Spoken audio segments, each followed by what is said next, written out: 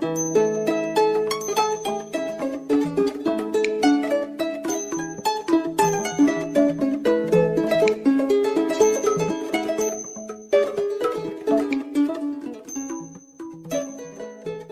တိုင်းကလူဆိုတာကလည်းလူအမျိုးမျိုးစိတ်အထွေထွေလူမျိုးမျိုးဘာသာမျိုးနေရမျိုးညားလိုက်တဲ့လူတွေအများကြီးနေကြထိုင်ရတဲ့ခါကြတော့လေသူ့အရက်ဒေတာနဲ့သူနေကြတာအများကြီးဘယ်သူတွေဘလောက်ပဲဘလို့နေရာမှာနေဘလို့အဆောက်အဦတွေမှာပဲနေလူတိုင်းနေခဲ့ရတဲ့အိမ်တစ်ခုရှိတယ်အဲ့ဒီအိမ်ကဘာအိမ်လဲဘယ်အိမ်လဲဆိုရင်အမေရဲ့ဝမ်းပိုက်လို့ခေါ်တဲ့အိမ်အဲ့ဒီအိမ်ထဲမှာနေကြရလူမျိုးချင်းမတူလဲပဲနေခဲ့တဲ့အိမ်ကတော့တူတာပဲဘာသာချင်းမတူလဲပဲနေခဲ့တဲ့အိမ်ကတော့တူတာပဲအဲ့ဒီအိမ်နဲ့ပတ်သက်ပြီးတော့လူတိုင်းနေခဲ့ကြတဲ့အိမ်နဲ့ပတ်သက်ပြီးတော့ပြောရင်တဘာဝကြီးကလည်းအံ့ဩစရာဒီသားသမီးလို့ခေါ်တဲ့နေတဲ့သူနဲ့မိဘလို့ခေါ်တဲ့အိမ်ရှင်ဝမ်းပိုက်ပိုင်ရှင်နဲ့ဘလို့ဆက်တယ်လဲဆိုတာကလည်းအံ့ဩစရာဘုံမတို့အနေနဲ့ပြောပြရင်တော့သုံးလောကထထတပ်ပင်ညမြတ်စွာဘုရားရှင်ကိုတော်မြတ်ကြီးဖျားဖြစ်ကိုရောက်တော့မှုမဲ့နောက်ဆုံးဘဝမှာလည်းပဲခမည်းတော်သုတ္တရဏမင်းကြီးနဲ့မေတော်မာယာသူတို့နှစ်ဦးရဲ့တန်တန်မှာမေတော်မာယာရဲ့ဝမ်းကြံတိုင်းမှာနေခဲ့ရသေးတာအဲ့ဒီနေပုံတွေနီးနဲ့ကိုနေပုံတွေနီးအများလူတွေနေပုံတွေနီးနဲ့တော့နေတာချင်းတော့တူတယ်နေပုံတွေနီးချင်းကွာစပြီးတော့ပြောရရင်တော့ဘုန်းတော်ကြီးမြတ်စွာဘုရားတုတိတနတ်ပြည်မှာသတင်းသုံးနတ်သားဘဝနဲ့လောကကြီးမှာဖျားမရှိရင်တော့ပျက်စီးတော့မှာပဲဖျားမပွင့်ပေါ်ရင်တော့ပျက်စီးတော့မှာပဲလောကပါလာဆောင်းလျှောက်ကြတဲ့မြမာကြီးတွေကနတ်မြမာကြီးတွေကဖျားအလောင်းတော်ကိုတောင်းပန်လို့မှလူပြည်ဌာနလူလောကကိုဆင်းပြီးတော့လူသားတိုင်းတတ္တဝါတိုင်းလူသားတိုင်းလို့ပြောရမှာပေါ့နေရတဲ့အမိအိမ်ကိုယူရတာဒီတိုင်းမနေယူရတာယူတော့မှကြည်ချင်းကြီး၅ပါးနဲ့ကြည်တယ်ကြည်ချင်းကြီး၅ပါးနဲ့ကြည်တဲ့နေရာမှာနတ်ပြည်ကစုတည်ပြီးတော့လူပြည်ကိုနေတဲ့အချိန်ဟုတ်သလားနားလည်လွယ်အောင်ပြောရင်တော့ဒီအဖေဒီအမေနဲ့ငါအဖေအမေတော်သင့်လားမတော်သင့်ဘူးလားကြည့်ဒီအဖေဒီအမေနဲ့ငါဖျားအလောင်းတော်နတ်သားဟာအဖေအမေတော်သင့်သလားဒါကြည့်ပြီးတော့မှတော်သင့်တယ်လို့ဆုံးဖြတ်ပြီးတော့မှမေတော်မာယာရဲ့ဝမ်းကြတိုက်ကို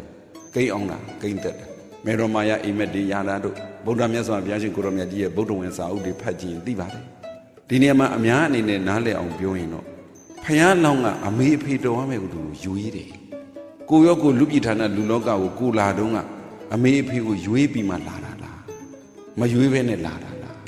ဟိုမှာဘုရားရှင်ကိုရောမြတ်ကြီးရဲ့အလောင်းတော်ကအိုးအဖေဆိုးတဲ့သူနဲ့တွေ့ရင်သားလည်းဆိုးသွားတတ်တယ်အမေဆိုးတဲ့သူနဲ့တွေ့ရင်သားလည်းဆိုးသွားတတ်တယ်သမီးလည်းဆိုးသွားတတ်တယ်ဒါဖြင့်စဉ်းစားရမှာကိုကရောလူပြည်ဌာနလူလောကကိုလာတုန်းကအဲ့လိုရွေးပြီးမှလာတာနော်ဒီကနေနိဗ္ဗာန်မရောက်သေးလို့ဒီကနေနောင်ဘဝသွားမယ်ဆိုရင်တော့အဲ့လိုရွေးတဲ့သူတွေရှိပါလားကိုကမရွေးဘဲနဲ့သွားမလားအဲ့ဒါလိုစဉ်းစားစရာတွေပေါ်လာတို့ဘုန်းတော်ကြီးမြတ်စွာဘုရားရဲ့အလောင်းတော်ပါရမီဖြည့်စင်နဲ့လေးသိမ့်ခြင်းနဲ့ဂါဘာတသိမ့်ပါရမီဖြည့်စင်စိတ်ဓာတ်တွေခဏထားဘုရားရှင်ကိုတော်မြတ်ကြီးအမေအဖေတော်ဖို့ရာတောင်မှ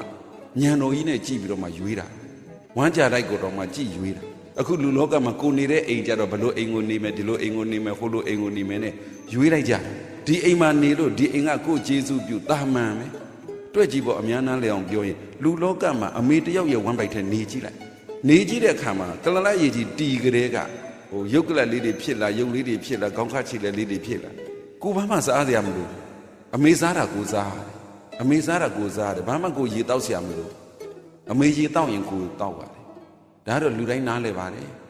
အမှန်ကခန္ဓာကိုယ်ကနှစ်ခုကွဲပြားလာပြီမဲ့လောကသဘောနဲ့ပြောရင်ချက်ကျိုးနဲ့ဆက်ဓမ္မသဘောနဲ့ပြောရင်ခန္ဓာကိုယ်ကလည်းတူတူပဲဒီခန္ဓာကိုယ်အတွင်းမှာပဲခန္ဓာကိုယ်မကွဲပြားသေး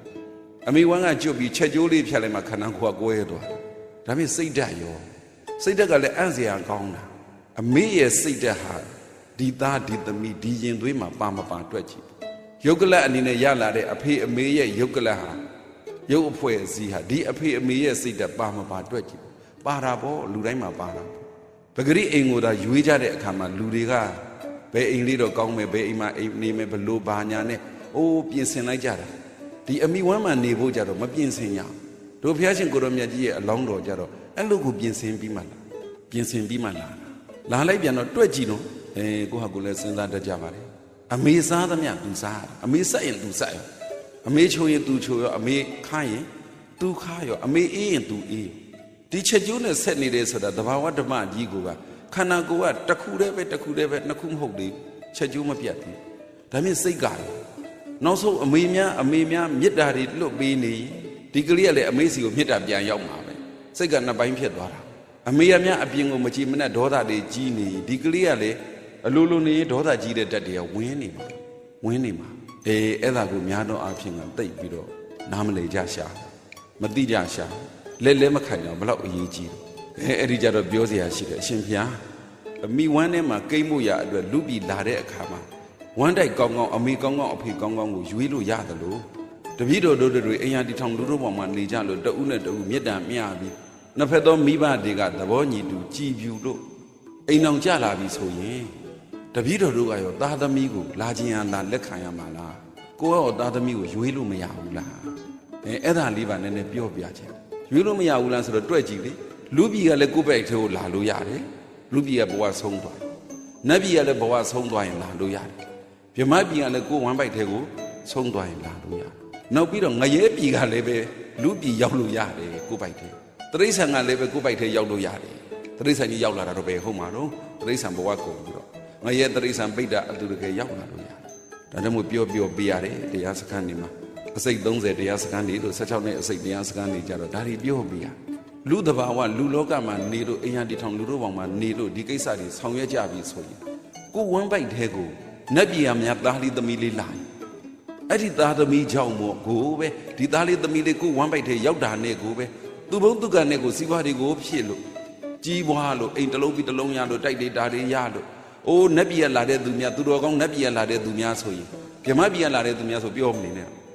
ဝမ်းပိုက်ထဲရှိသေးတယ်။အိုးဟိုဘက်အဖိုးဖွားတွေဒီဘက်အဖိုးဖွားတွေကသားသမီးတွေရဲ့ကစားစရာတွေဘာတွေအကုန်ဝဲလို့ဒုမီးလေးရပြီဆိုလို့ပြောလို့အဲ့ဒါလာတဲ့သူကမူတည်တာလာတဲ့သူကကွာသွားတာကြုံဘူးကြမှာပါတွေ့ဘူးကြမှာပါကြားဘူးကြမှာပါတချို့များဆိုရင်သားသမီးရလိုက်တာနဲ့ကိုလင်မယားကွဲတာရှိသားသမီးရလိုက်တာနဲ့ကိုစီးပွားတွေပြက်တာရှိသားသမီးရလိုက်တာနဲ့ကိုတွက်ကြည့်လေအကုန်လုံးဘာပြဿနာမှန်းကိုမသိတော့အောင်ထိပြဿနာတွေကစုံလိုက်တာပြောမနေနဲ့တော့အဲ့ဒီမှာဘာလို့လဲလို့သိချာစဉ်းစားကြည့်တော့ငရဲတက်လာတဲ့လူကိုပိုက်ထဲရောက်သလားမှမသိ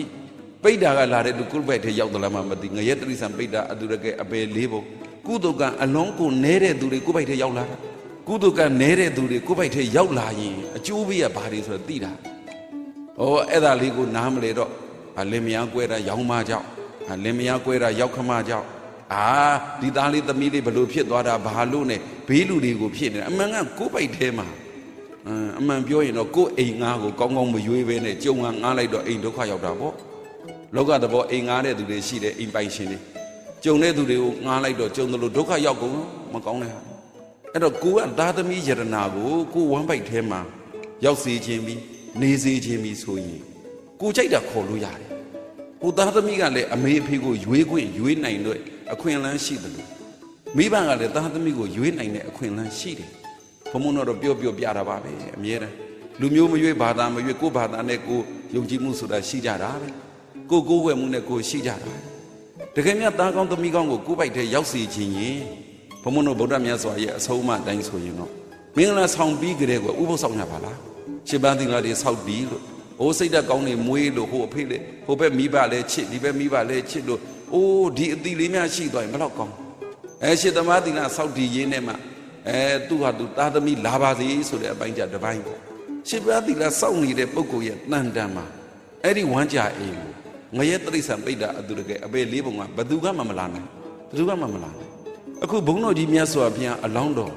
်တုတိတာနတ်ပြည်ကလူပြည်ဆင်းတော့မယ်ဆိုတော့အမေကိုကြည့်တာအဲ့ဒါပါတယ်အဖေကိုကြည့်တာလည်းအဲ့ဒါပါတယ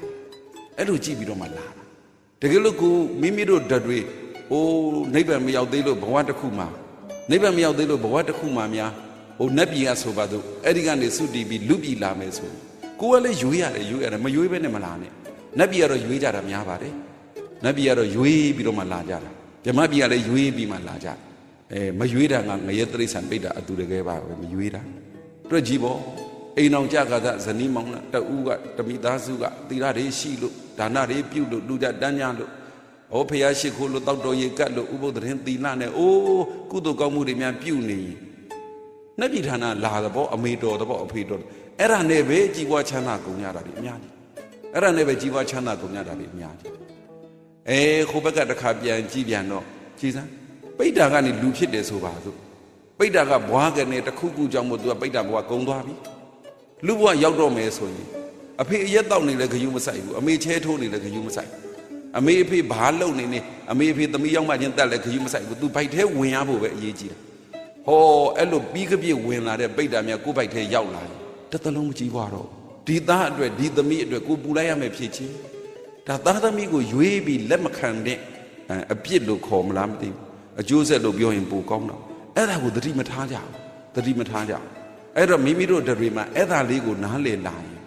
ဘုရားရှင်ကိုတော်မြတ်ကြီးမိန့်တော်မူခဲ့တဲ့ဘုရားရှင်ကိုတော်မြတ်ကြီးမိန့်တော်မူခဲ့တဲ့အလောင်းတော်ဘဝကကြည်ကြီးကြီး၅ပါးတို့မိဘကိုရွေးတာတို့ကိုသဘောပေါက်ပြီးကိုလည်းပဲသားသမီးကိုရွေးလို့ရတယ်ကိုလည်းသားသမီးကိုရွေးလို့ရတယ်ဆိုဘယ်တော့ကောင်းလိုက်လဲကိုဘဝဟာအဲ့ဒါလေးပြောပြကြည့်တော့ဒီ16နှစ်အစိတ်ပြောရတာအဆင်ပြေတာပေါ့အစိတ်35ပြောရတာအဆင်ပြေတာပေါ့အဲ့ဒါတချို့ကလာပြောတယ်အရှင်ဘုရားတဲ့ဒီတရားမျိုးဘာလို့အစိုးရတုန်းကမဟောတာတုံးနဲ့သူ့အသက်ကဘယ်လောက်ရှိတုံးဆို60ကျော်နေဘယ်လိုလုပ်အမှန်ကဒီအသီလေးတာအစိုးကြီးကလေးကတိသွားရင်တိလို့အသုံးချသွားရင်အသုံးချတဲ့သူတွေဘယ်လောက်ကျေးဇူးများတော့အသုံးချတဲ့သူတွေဘယ်လောက်အကျိုးရှိတော့ဗုဒ္ဓဘာသာဝင်သူတော်စင်တွေရဲ့ဘုရားရှင်ကိုတော်မြတ်ကြီးရဲ့အဆုံးအမကိုတိလို့လိုက်နာကျင့်ကြံရင်အလွန်ကျေးဇူးများပါတယ်အလွန်အသုံးချပါတယ်အလွန်အသုံးဝင်ပါတယ်ကို့အတွက်လည်းကောင်းတယ်ကို့မိသားစုလည်းကောင်းတယ်ကို့လူမျိုးတွေကြီးပဲနေကြည့်လိုက်ကြစမ်းပါကွယ်လောကသဘောနဲ့လည်းပဲကိုချင်းသီလတွေပြည့်စုံလို့လောကသဘောနဲ့လည်းပေးကြကျွေးကြတဦးနဲ့တဦးမေတ္တာတွေထားလို့ဓမ္မသဘောနဲ့ကြတော့လေကိုဝမ်းကြတိုက်တဲ့ကိုအိမ်ငားလာတာကသူတော်ကောင်းတွေလာတာအဲ့ဒီသူတော်ကောင်းတွေရဲ့အကျိုးပေးတွေဟာဘလောက်များလိုက်မလဲတွက်ကြည့်